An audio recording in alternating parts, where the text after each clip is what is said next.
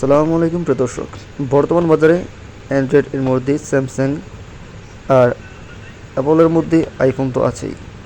এই দুটি মোবাইল ভালোই প্রতিদ্বন্দ্বিতা করছে বর্তমান বাজার মূল্যে।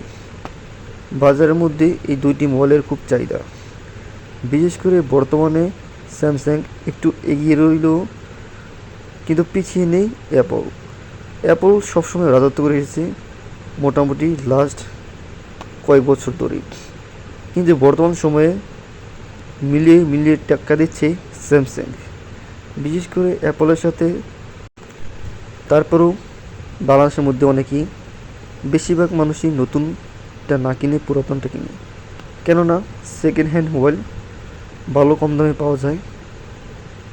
তো অতিরিক্ত দিয়ে কেনাটা খুবই মুশকিল, বিশেষ করে মধ্যবিত্ত যারা আছে তাদের জন্য।